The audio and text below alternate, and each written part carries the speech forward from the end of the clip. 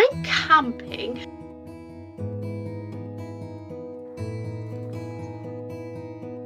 Because I do really want to read it, but don't want to read it right now. I've got my cosy cardigan on with my cuppa, and I'm just ready to read. Hey, welcome back to my channel. If you're new here, my name is Hannah, and today's my birthday. Happy birthday to me, happy birthday to me. In this week's video, we are going to let a colour wheel choose my reads for the week, because I've seen people do this and I just think it seems fun. I know that I have a whole TBR that I've just chosen for the month of September, but I need to choose right now what I want to take away with me because I'm going camping for a few days. So now is the time for us to pick together what I'm going to read. So let's just stop yapping and let's just bloody spin the wheel. What will I be reading this week? Here is my colour wheel. We obviously have a very basic wheel here. So I'm going camping, which means I would love some sort of like autumnal vibe cozy reads, but also extremely happy if I can fit any of my September TBR reads into this video. That's the goal. So without further ado, let's just spin the wheel. Da-da. Okay, so we got aqua. Let me have a little look around and we'll see what we can pick. The first book that I'm thinking is book number 2 in the Compelling Fates saga. What is this one called? A Promise So Bold and Broken. So I have just in fact read A Tongue So Sweet and Deadly and I loved it. Not sure if you can see those tabs there, but yes, loved this, finished it last night. So it would be extremely great for us to pick this up, and I think we can agree that this is a little bit of a mixture between blue and green, so this is definitely an option. But there is another book on my September TBR which we could also pick, Unloved by Peyton Corinne. Now I'm not sure if I'm in the mood for this and if I want to be reading it while I'm camping, so I'm just going to pop this one down. Don't think that's going to be today's choice. We do have this. We have Taylor Jenkins Reid, One True Loves. I picked this up off of a library table at my work, and obviously here I don't need to tell you that this is like a bluey green aqua situation that we've got with the sunrise. It's gorgeous. One True Loves by Taylor Jenkins Reid, or the second book in the Compelling Fates saga, which I am leaning towards. I don't tend to binge read series, so it would be nice for us to just continue this and have the best wonderfulest time. Okay, yeah, I'm going to choose this one. So this is book number 1. We got an aqua read and I've gone with this one, Promise So Bold and Broken. I'm going to pick 3 reads and we're doing them all right now because obviously I'm taking them camping with me. So let's spin again. We obviously here have red, which is misleading based on that background, but we have picked red. My September TBR, it does not allow for this. No. Yeah, I'm just looking at them and thinking, yeah, no, that's not going to work. So we need to pick a red book.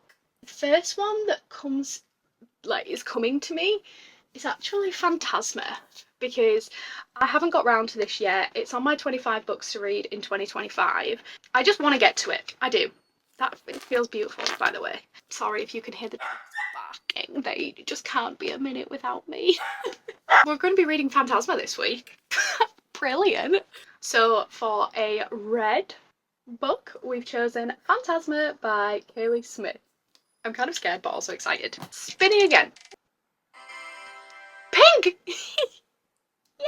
This gives us some more options. There's a couple of books on my TBR for the month of September that we could pick. So we have The Slowest Burn by Sarah Chamberlain, which looks cozy and cute. We also have Atmosphere by Taylor Jenkins Reid. I mean, this is every colour under the sun. But I don't think I want to read this because I think that my mum, I'm going camping with my mum, I think she will be a little bit of a nightmare to try and read something like that with. The thing that I think I'm actually going to pick up is Wildfire by Hannah Grace, because I have it on Libby at the minute. The dogs. Also, Wildfire, that sounds like a camping situation that I just need to be a part of, and I think that makes sense. So we have picked our reads for the week. This is going to be interesting. We're going to be continuing a series with A Promise So Bold and Broken. A Promise So Bold and Broken. That's the name of the book. This is read number 1. We are also going to be reading Phantasma by Kaylie Smith, which is exciting. And then Wildfire by Harry Grace. I'll speak to you guys soon when we pick up our first read.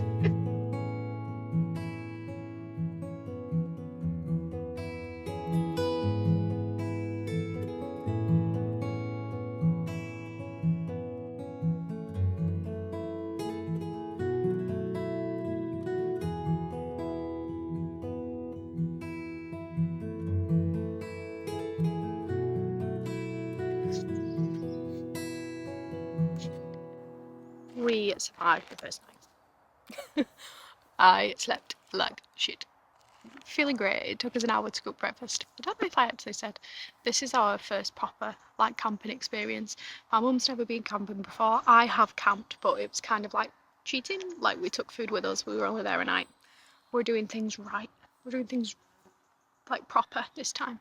This was. Anyway, I thought I would give you an update on Wildfire. So I'm on chapter 11, which is page 106, and this is the perfect read. Really glad that I chose to bring this with me because it is about 2 people that go as camp counsellors to like a summer camp, which just couldn't be more fitting. Really good. We have Russ and we have Aurora, and both of them have very questionable dads in their lives. So one of them is an alcoholic and the other one, no, he's not an alcoholic, he's a gambling addict. And the other one is just absent, completely absent, has had like 19 different girlfriends in the past 3 years sort of guy. That's sort of like their backstory. But in terms of them as characters, I feel like we're still kind of getting to know them. Other than Aurora, our female main character, she is very much like affected by her dad's absence in the sense that like she just kind of like tries to get a hit to feel anything, not in like a drug sense, but kind of what I'm understanding is like a one night stand sense. She just wants to sort of feel anything by just saying fuck it, and then just does sort of whatever she wants to do. So that's where we're at so far. We've got to the camp. They've realised that they are both camp counsellors at this camp together, and it's just funny. It's cute and it's funny, and I really like the writing. And I think that obviously my experience with the Maple Hill series, I'm reading it backwards, so I haven't read Icebreaker. I've read Daydream and I absolutely loved it. Some people love Icebreaker, but the Maple Hill series in general gets a lot of hate, which I think is quite sad because Daydream is one of my favourite romance books of all time. I absolutely loved it. I love the main characters. With this, so far, like I really enjoy the writing and the humour, so I have high hopes, and I think that this is just going to be the most perfect read for while I'm away. I don't know if anyone can relate to this, but I find it extremely hard to read when I'm with company because I can't concentrate, but I also just want to like shut off from everyone. So it's actually quite hard to get through. So we'll be trying my best, but also might only make it through this book by the time we get home on Thursday. It's currently Tuesday morning, by the way. So that's where we're at. I might have accidentally bought some books yesterday. So yesterday was my birthday, so I had literally no reason to say no, and it was 2 for £9 in Tesco. I have never seen this in paperback, so I was actually super excited and I really want to get to it. I think I will love this series. It is Spark of the Everflame. Who wrote this? Pencil. So I bought this, picked this up, which is obviously the first book in the Kindra's Curse saga, and I am really buzzing to have found this because I find that even though lots of supermarkets in the UK now, they sell lots and lots of different books, Tesco tends to have different ones. So I was extremely excited to pick this up because I've not seen it anywhere else. I haven't seen it in the works or anything, so I was buzzing with this. Also picked up Rewind It Back because I have 3 other books in the series. Now I have this one, so I've only got 1 more to get, which I think might be caught up. I can't remember. But yeah, picked these up yesterday because girl's got to treat herself on her birthday. And yeah, we've had breakfast, we've had a coffee, we've had a very slow morning. We got up at like 9, which is kind of late I think for camping. But Wildfire, super enjoying it. Oh, it rained all night as well, so like the grass is all wet, but luckily this is a second-hand book that is kind of like extremely worn, so it doesn't really matter if I wreck it while we're here. Whereas these 2, I need to keep super safe and pristine. Coffee! Whatever I want. Thank you. Super cute. We're going into what? Where are we going, Jack? Conway. I'll speak to you guys when I have another reading update. Might take you along with us to Conway.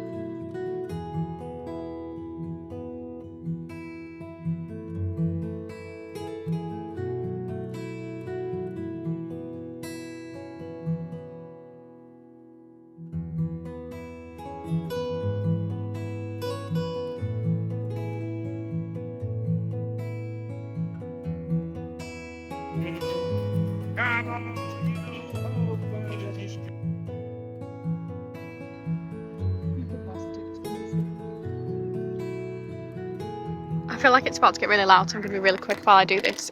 We've been out today. We went to Conwy and we went to Llandudno. Sorry if I'm saying those wrong, but let me show you what I got because it's so exciting. It's me, I'm back. So I went to the works and they had £1 stickers everywhere. This was in Llandudno, by the way. They have their own Waterstones. May visit tomorrow. So yeah, that was super exciting. Walked in and there was just £1 stickers everywhere and I was like, oh my god. What do you mean this book's £1? And let me show you. No. Let me just block. Can you believe it? This cost me £1.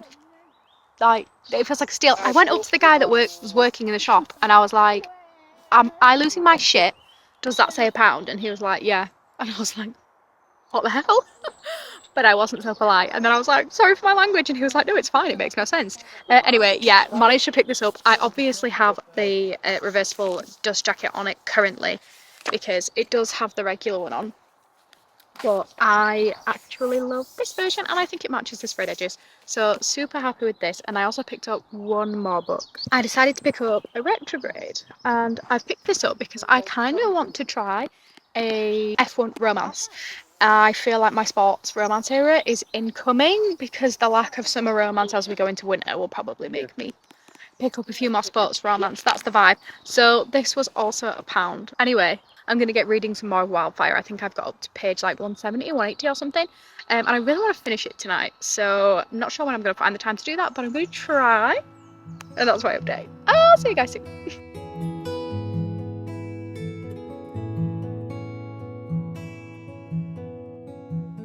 Opera singer.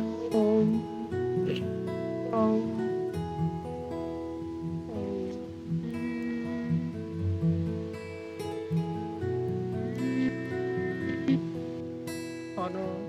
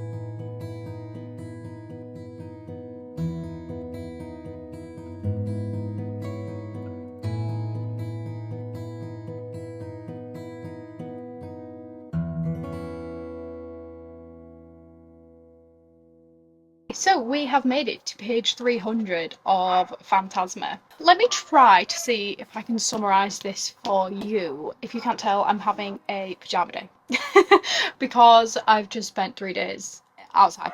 Like, just a whole day outside. So, yeah, feeling clean, cozy, that's the vibe. Anyway, Phantasma. So, we have our main character, Ophelia, and her sister, Genevieve. And the book starts with their mother dying, and they have to do this sort of spell ritual to transfer the mother's magic to Ophelia. They get this, like, odd summoning where they have to go and address some financial issues that their mother has left them in. It becomes clear at that point that something is quite amiss, like there is no reason for them to be in any sort of financial struggle, and the sisters start to disagree. Genevieve goes missing, like she sort of runs off, and that leaves Ophelia with sort of like a sense of panic and urgency to figure out what's happening, why her sister ran, and she starts to sort of uncover some things that lead her to believe that she might have entered Phantasma, which is a completely voluntary sort of like games manner situation. Like, things are absolutely ruthless, but everyone goes in completely of their own accord. Like, they decide that they want to do this, and it's going to be for a specific reason. It might be that they have financial struggle, it might need that they need someone, I don't know, back from the dead. I don't know the exact extent of what they can win if they do manage to win Phantasma. Ophelia thinks that Genevieve has gone into Phantasma, so she decides to enter. And I won't say anything other than that. I mean, it does sort of mention the MMC Blackwell on the back of the book. His circumstances are a little bit different. Let's just say he's not alive. I'm pretty sure he's not alive. Or he's not human. I don't know. Things are a little bit weird. The sort of beings in this world include like devils, ghouls, all sorts of weird and deadly things. There is one thing that I found quite interesting that the house itself plays on. So it really gets to know the contestants, and it sort of like plays to their weaknesses, and it's a little bit twisted and funky. I think I'm on maybe like night 5. I'm heading up to night 6 of Phantasma. In terms of how I feel about it, I already mentioned that I found the writing quite flowery. I'm sort of into that now, so I've gotten over it and I'm not noticing it as much. I've also been listening to it on audio because I find that when I can't sleep or I want to keep consuming the book but I've had enough of reading physical words, I will absolutely pick up the audio if it's available. There is sort of some mysterious subplot happening in the background, and that is the creepiest part of the whole thing for me, and I guess we will find out towards the end what that's all about and why it's happening. But yeah, that was very, very creepy to read last night. I guess that I am intrigued, but I just feel like the book is long. Like, I feel like the book is actually too long, and for this whole book to be about Ophelia trying to find Genevieve, we are not getting a lot of that, because the fact is, she doesn't even know if she's in there. Like, things are very unclear, and yeah, it's just a bit odd. Like, there is a real possibility that Genevieve could not be there and Ophelia has gone in just for banter. Like, there's a very good possibility that that's the case. Obviously, I'm going to guess that that's not what's going to happen, otherwise why the hell does this book exist? There's no real clarity on it, shall I say. So that is where I'm at with the book. If I'm on page 300, I have 200, just under 200 pages left.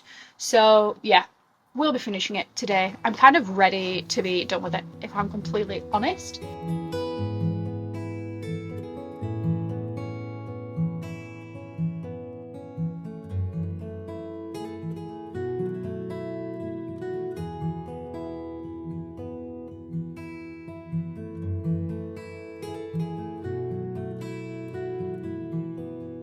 We're heading into the last 50 pages. My thoughts haven't changed very much, in the sense that I'm just not invested. I'm intrigued to find out what's going to happen, but I'm not invested, and I don't think that it's going to be higher than a 3.5 star, because there's a couple of things happening that are just too convenient. Like, a lot of things that have been given to our main character that have helped her through this have just been so, not necessarily easy, but it's definitely put her at an advantage throughout the whole thing. The way that this book is set out allows us like a real understanding of how much is left, and knowing now that we're heading into what they've called level 8, I know that in the next 50 pages a lot has to happen. And to say that we've had 350 pages of dredging a word, it feels like we're just being dragged along so many different things that just don't feel relevant. So unless it can be wrapped up incredibly, I'm just going to feel a little bit like some of it was unnecessary and that the book could have been a little bit shorter. Based on reviews that I've seen of this book, plus my sister has read it and she basically told me that she didn't love it either, I'm guessing that I'm not going to feel that way. I'm not going to feel incredibly sort of thrown off guard by whatever's coming. But I'll bring you along for the ride. You can see my reactions and we'll figure it out together, I guess.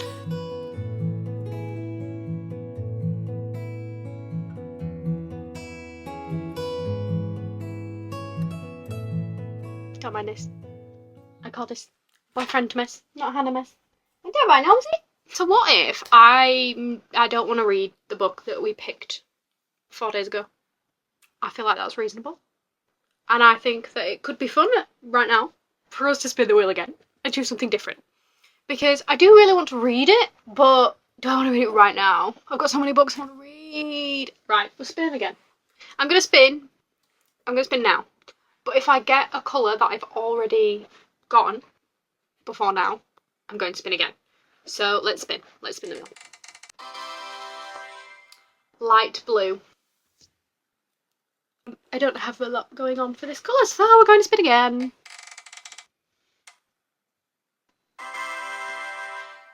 Silver. Oh my god. Oh my god. I know what we're reading. You saw the silent... What is your deal, girl? You will have seen that I just came into possession of this wonderful, wonderful, beautiful book. I dragged my mum and Jack into Waterstones and I showed them how much I loved it. And look, the sprayed edges are pure silver. It's called Quicksilver. This was meant to be. So we're going to be reading another fantasy. Wow, this is a lot longer than I thought it was. This is 609 pages, but I don't care. I want to read it. So I'm so excited. Is that kiss one word? No, I would read you, Silver Queen.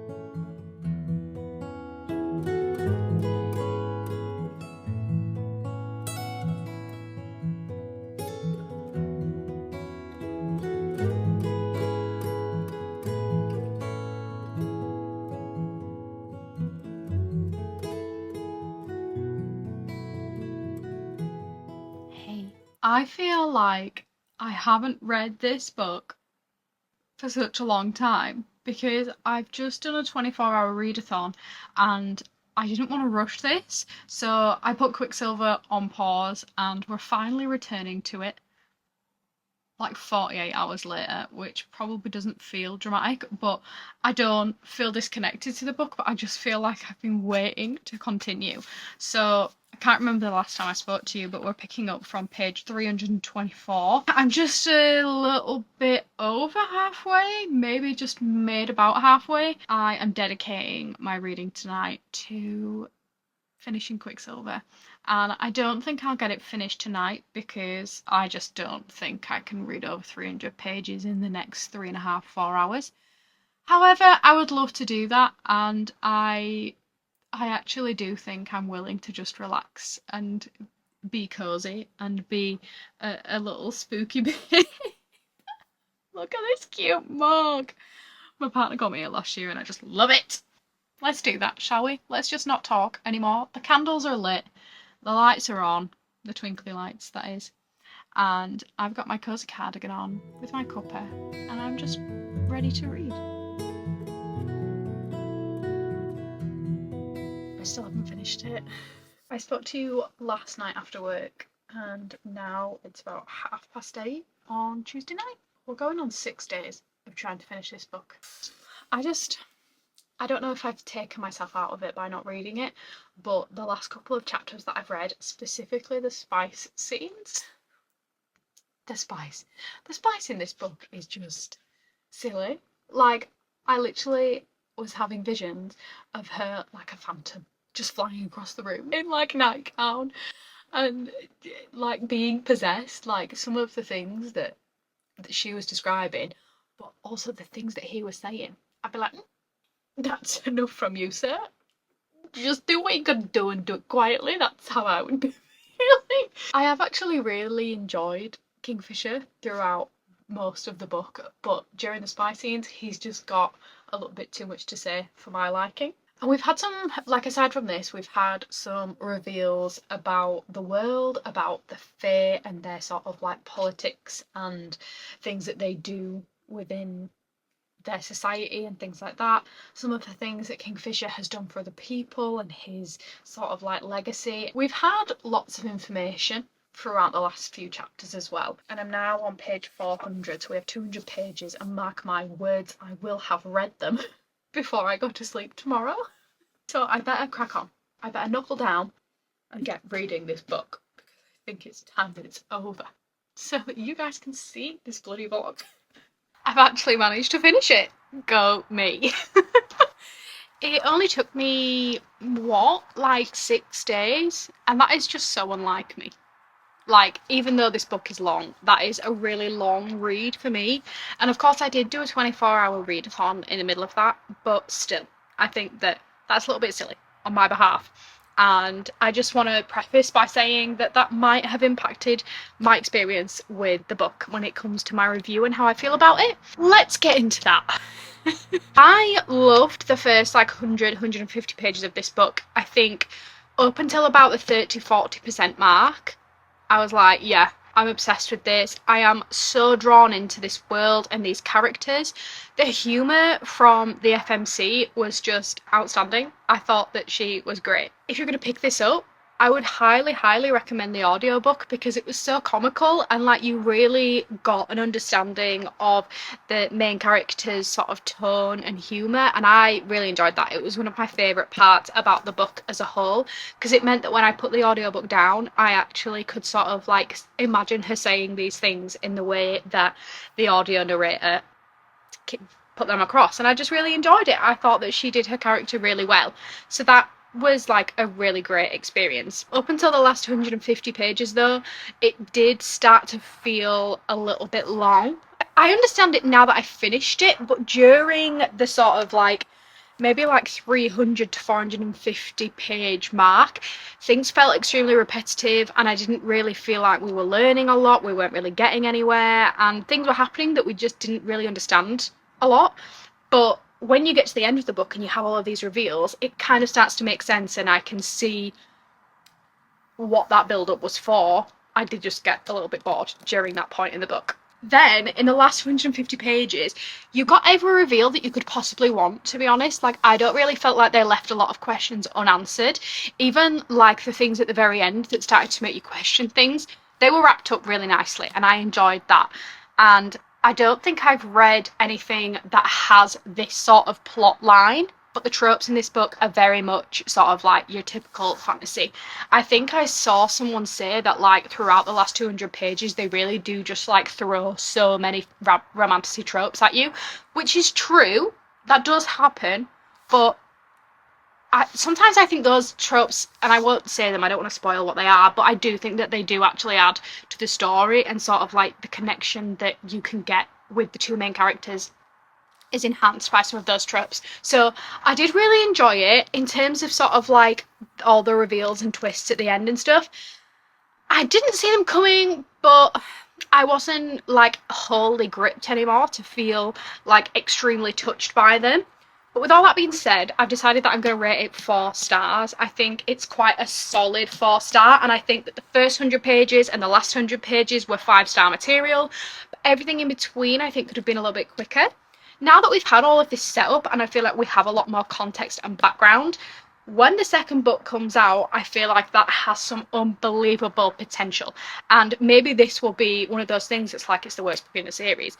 How many books are there even going to be in this series? I have no idea, but I really enjoyed it, and I finally finished it, and this vlog can finally come to an end. My apologies if you wanted to see me read the second book in, is it the Compelling Fate saga after A Tongue So Sweet and Deadly? I can only apologise, I wasn't in the mood for it, but I can guarantee that I would have read that quicker than I read this. But hey ho, here we are. Thank you so much for watching this video and spending my birthday week with me and my birthday read. I hope you had fun, I definitely did, and I will see you guys in my next one. Bye.